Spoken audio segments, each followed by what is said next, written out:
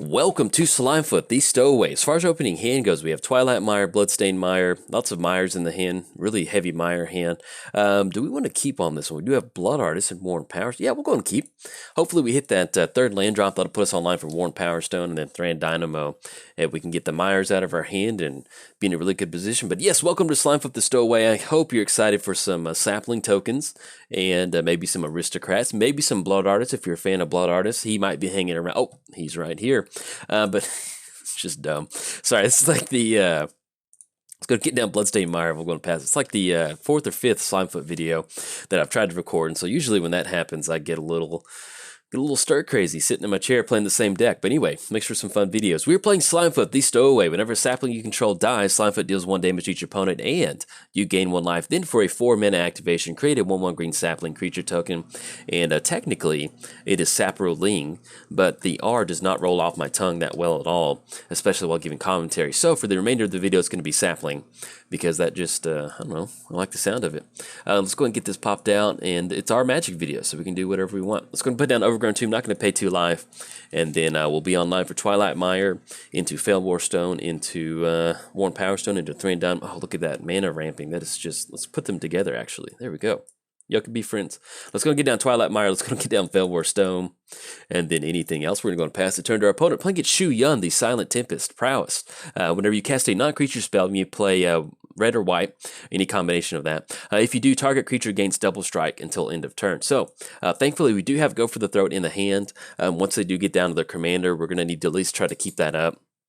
Because having played against Shu Yun before, it's not like we're going to tap out and lose to Infect or something like that. But there's pretty explosive games with Shu Yun sometimes. So if we can leave up some spot removal, we'll definitely kind of go for that. And we're actually in a pretty good position with Fungal Sprouting. We get some pretty good saplings going off of that. So see what we're drawn to. Drawn to Sanguine Bond. Okay. I was going to get down Tainted Wood. Let's go and go Thran Dynamo, then Worn Power Stone. Yeah. Oh, yes. That sounds delightful. Let's get down Thran Dynamo. Let's get down Worn Power Stone. There we go. All right, look at that. And then we're going to go and pass turn, keeping up with our opponent's mana too. Then we'll kick it back over there to them. This is pretty much what you want to be doing with Slimefoot. There's different ways you can go with Slimefoot. It is a fungus creature. There's a lot of the different fungus spore counters you can put on it. Not put on it, but you can build Slimefoot with a bunch of spore creatures that you get those fungus counters during your upkeep. I originally started out Slimefoot as that, but I found that it is insanely slow and very fragile to get those fungus counters going, man. You get those creatures down. Now, when it works, it's beautiful. I mean, it's just like one of those beautiful things you've ever seen in Magic. You're removing spore counters, you're getting sapling tokens, you're sacrificing saplings for mana, you're giving creatures -1/-1. But that's pretty much just if you were to just play like a version of Magic that's no board wipes. That's about the only way you can do it. It's just so slow to get those saplings going. But when it works, it works. But as far as this build of Slimefoot, we are going for Aristocrats, and so we're going for big mana. We're going to get down Slimefoot, go for those activations, somehow reduce the cost, get down something like Heartstone, and then just get those sapling tokens going, and then kind of amplify the damage that Slimefoot can deal with something like Blood Artist. We do need a sack outlet, so if we can get a sack outlet, that's another way we can take advantage of Blood Artist, but basically kind of doubling up on that Slimefoot damage ability is what we're looking to do. Also have Poison Tip Archer in here, which is a new addition. Love that. When they printed that card, I love Golgari, and I saw that, and I was like, that is just absolutely delightful. And we also have, where are you? Zulaport Cutthroat in here. We have, and Falcarath Noble too. So we've got basically we're running a playset of Blood Art style effects. Zulaport Cutthroat is and I can't remember on Poison Tip Archer. I think Poison Tip Archer counts for everybody. I can't remember on that one. But I know for sure Blood Artist and Zulaport Cutthroat, they will trigger for every creature that dies, and it's going to be including our opponent's side of the board. I know Zulaport Cutthroat, if you're not a fan of, if you haven't really played Aristocrats before, one of the things with Zulaport Cutthroat is it doesn't trigger whenever your opponent's creatures die. So there will be some times where you can kind of one-shot some people with Slimefoot by using a board wipe to kind of take care of their creatures too. But let's see what our opponent's tapping out for. They keep tapping and untapping mana. All right, there we go. Dark Stilling. I did the mana dance for a while, so I guess we're racing at this point. So they do have access to 2 mana, and all right. Let's go to get down Command Tower. Yeah, let's go and let's go for Slimefoot. That's going to be command tower is going to be only basically blue or Jeskai color. So let's do it this way. Let's tap Tainted Wood, Twilight Mire. Let's go to get down Slimefoot. That puts us at 1, 2, 3, 4, 5, 6, 7. That's going to put us at 7 total mana. Do we want to get down Blood Artist? You know what? I'm okay with that. I don't feel like that's overextending in a way. No, this should be good. Let's go and do that. We'll tap down Thran Dynamo. We'll just go and make another sapling token. And then, actually, do we want to leave up Go for the Throat? It's going to be 1, 2, 3, 4. We can tap down on Worn Power Stone. We've got creatures on the battlefield. Let's just go and make another sapling token to use that last 4 mana. Get that sapling token going, and then we'll go and pass the turn to our opponent. Now, once we get down Bond, that's going to be something that we can really use to our advantage. Whenever you gain life, target opponent loses that much life. So it's kind of going to act as another Blood Artist effect. So let's say that we sacrifice the sapling token, they lose life, we gain a life. That's going to amplify it out. So if we can use something like Fungal Sprouting to kind of really help amplify these sapling tokens out, we can use that in addition to Sanguine Bond to kind of put some pretty good, or at least put a pretty good hurt on our opponent, hopefully. All right, we do see Storm Chaser Mage coming down, flying in haste and then prowls. Let's go and make Shu Yun just a little bit smaller, make him baby Shu Yun. And then, oh, I forgot to mention, we are running Tainted Strike in here. So if we draw to Tainted Strike and we have at least 10 sapling tokens on the battlefield, we can deal that damage to our opponent. We can get a clean infect win. So that is always nice. All right, we have Storm Chaser Mage coming across. Gains double strike. We need to definitely go for the Throat. I guess what we can do, actually, we can wait on Go for the Throw. It's like we need to go for it now to get rid of, ooh, drawn to Vampiric Tutor. Okay. Let's see if we can't set some stuff up. So we've got Go for the Throat online. It's going to be 1, 2, 3, 4, 5, 6, 7, 8, 9, 10. We have 10 total mana, which still definitely keeps us online for Bond, Vampiric Tutor, and Go for the Throat. So let's do this. Let's go get down Bond. That's going to be a double black off Tainted Wood.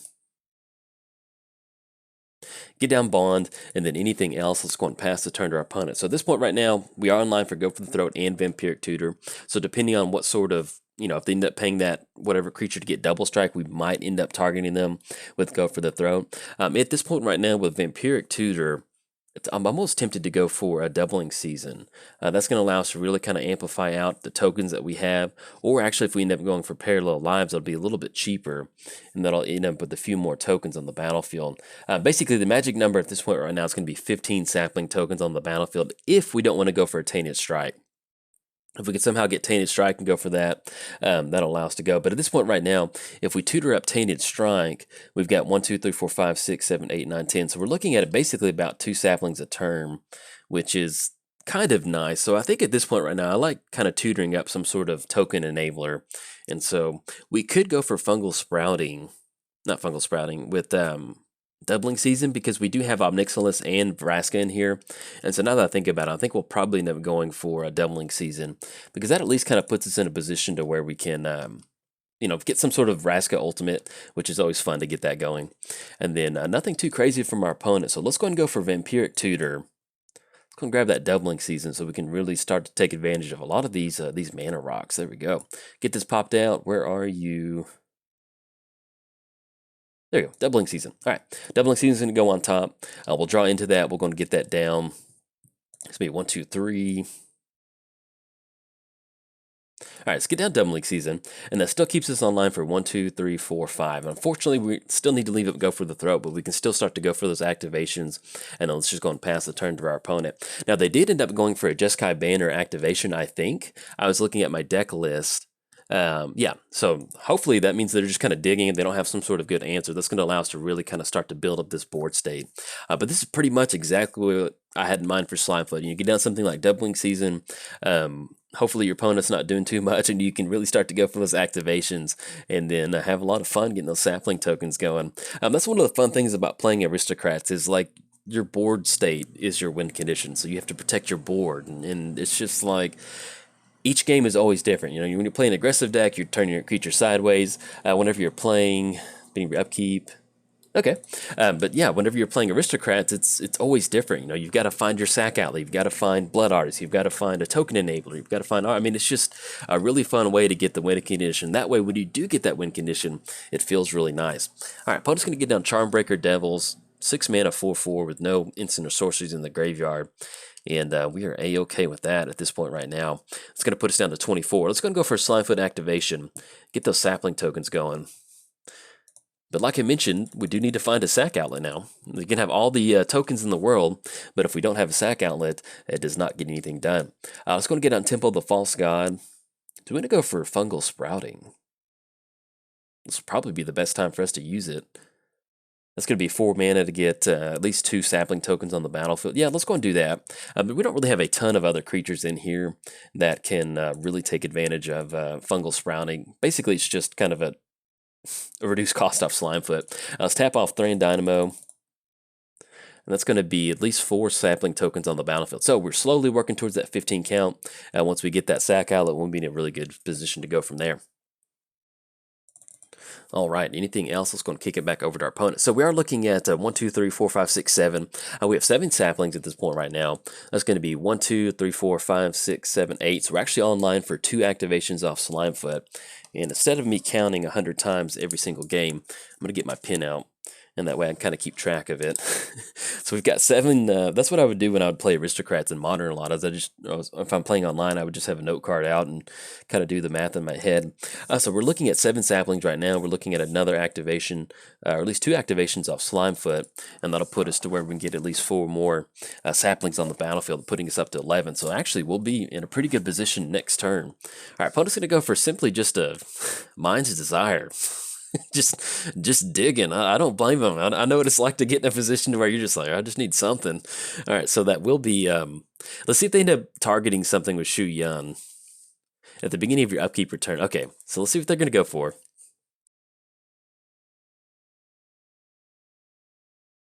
Okay, that will make it an 8/4 with double strike, and thankfully with Charmbreaker Devils. Let's see. Let's see what the Mind's Desire is. Oh, that's a bummer. That's a major bummer, especially if you just can't get anything going and then you get that happening. But yeah, as far as what our opponents got going on, if they want to swing in, they do have 2 flying creatures, but this Charmbreaker Devil, we're going to load up on the sapling tokens if they decide to swing with that 8/4 double strike. Get the Spore Cloud going. We'll see if they end up swinging in or not. All right, yeah, let's go for it. And do we want to go for some? No, let's go and leave up. Go for the Throat. Unlike that double strike, we can at least kind of send 8 sapling tokens blocking onto Charmbreaker Devil. Yeah, I like that. Let's go for it. Okay, our opponent very, very wisely decides not to swing with Charmbreaker Devil. So they're going to be getting in for 3. It's going to put us down to 21, which is very manageable for us, especially with our opponent in top deck mode. And so we're just going to still sit back here and just make some more sapling tokens. All right, so we have at least 11 sapling tokens on the battlefield now. Let's see what we draw into. Drawn to Phyrexian Arena, which is not bad. I like it. We are in a position now to, let's say that we are at 11, we need to get to 15. So we need at least 3 more activations, because that's going to be, well, at least 2 more, but actually 2 more activations is going to put us right at 15. So we need to leave up at least 8 mana. 1, 2, 3, 4, 5, 6, 7, 8. And then, yeah, we can still actually get down Phyrexian Arena. And that way, if our opponent does draw into some sort of board wipe, we can still go for that. So let's go and tap Felwar Stone. Actually, we can't do that. So we'll go and tap black, and then add double black to Phyrexian Arena. And tap on Felwar Stone, get down Phyrexian Arena, and then we'll go and pass the turn to our opponent. Yeah, it's going to be 1, 2, 3, 4, 5, 6, 7, 8, 9. So we'll have 9 total mana. That'll at least put us in a position where we can go for 2 activations off of Slimefoot in response to some sort of board wipe. Or let's say that we do draw into some sort of board wipe off of Phyrexian Arena. That's still going to allow us to hopefully go for that Aristocrat win. So we've got a couple different options for next turn. Like I mentioned, with Phyrexian Arena, we'll be drawing additional cards, so Sack Outlet, Board Wipe, or even something like Tainted Strike. That will allow us to at least push the game into our favor. And they did return that Mind's Desire back to the hand. So let's see if they end up casting something out of their hand first to get that Storm count going. Oh no, opponent's gonna go for a race. Exile target enchantment. Okay, that's gonna complicate us just a little bit. And that still will give him the Mind's Desire prowess trigger too. I mean not prowess, but the storm count. Okay, we still have go for the throat in the hand, so if something gets a little bit too nutty, but oh, that's gonna. I was really excited about getting that bond win. I've never really run. I typically don't run bond in my my aristocrat deck, so I was really excited about getting that going. But fortunately, that happens sometimes. All right, so I'm gonna give the Drake double strike, which is a 0/4, which is pretty spooky. All right, so like exile bond. There you go. Get out of here, bond. So now we have to do the hard way.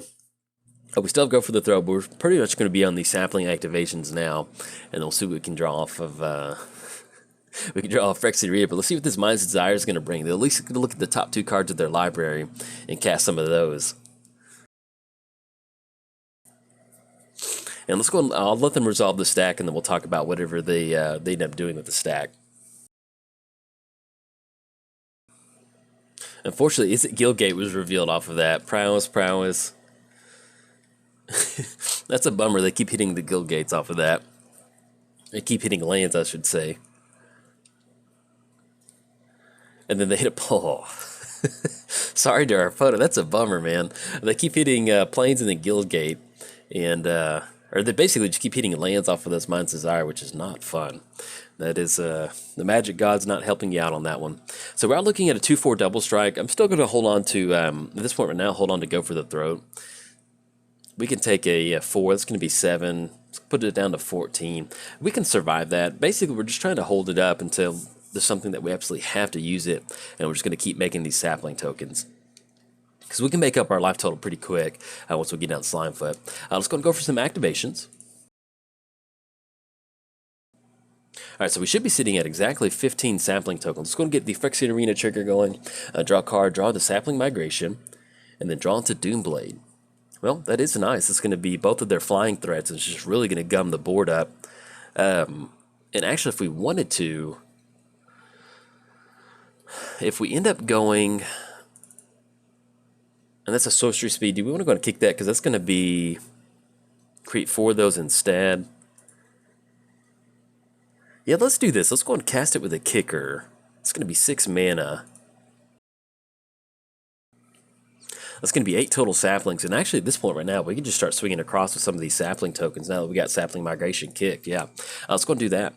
We can go for an Aristocrat win, but sometimes you can just start swinging in with the whole crew. All right, so we're going to have at least 15 sapling tokens coming across. That way they still have Charmbreaker and Shu Yun on the ground. We've got 8 saplings over here, so they're going to be able to get them for 15. And then next turn we'll be able to get some more stuff going. And we have 2 pieces of removal, so we're in a pretty good position to hopefully close this one out.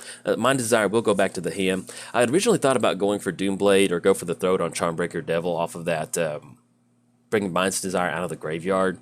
But just in case there's some weird game plan to where they can get a ton of spells cast on Storm Chaser and Enigma Drake, we still have more than enough creatures on the ground to chump block on Shu Yun and Charmbreaker, and then with 2 pieces of removal for the 2 flyers in the air. So if we wanted to, we could have stopped them returning that card out of the graveyard, but I felt it was okay to leave up double spot removal for the 2 flying creatures since we have no way to kind of block those creatures. All right, so we're going to get a hard cast at Mind's Desire. Let's see what's in store for us. And then Artful Dodge. All right, so even with the Artful Dodge, they cast Artful Dodge on a creature, it's unblockable. We've still got 2 pieces of spot removal, so if it was some sort of hexproof, I'd be worried about it. But we're in a pretty good spot, so I think we're going to make this work. All right, so they ended up casting Artful Dodge on Charmbreaker Devils, and it is sitting at a 12/4. And then they're going to flashback on Shu Yun, which is going to be unblockable too. So basically at this point right now, we still should be able to close it out because we are looking at pretty hefty prowess from Storm Chaser and Enigma Drake, but it's only, both of these don't have, you know, any sort of double strike action. And so thankfully we can actually go for that. So let's go and make them swing in, and once they declare their attackers, we'll go for the throat and Doomblade. Let's go for Doomblade on Shu Yun. And let's go for the throat on Charmbreaker. And we'll still get that Blood Artist trigger, which is nice too. All right. Props to our opponent. That's a little bit of a bummer on that one. We've been sitting on those spot removal plays for, yeah. Good game, for sure. That was a little bit of a bummer on that. All right, Plus going to scoop it up on that. We had double removal. We held on to it nice. Thankfully, it's kind of one of those things where we play against Shu Yun. It'd have been nice to target Shu Yun, but really the kind of the choke point on Shu Yun is whatever sort of creature they give double strike. So we just basically kind of held on to our removal until it got onto that last creature that made the absolute difference. And with them staring down unblockable double strike, thankfully we were able to hold on to go for the throat. I think... Actually, as long as we just take care of Charmbreaker, they might have been able to... I don't think we would have been dead to Shu Yun, but I can't remember exactly what its power and toughness was. But you can definitely see how potent Slimefoot can be sometimes, getting those sapling tokens going. Unfortunately, we could not find a sack outlet. But yeah, we got it done, swinging across with 15 sapling tokens, and I'll take that. So, if you enjoyed the video, like and subscribe. Thanks. Bye.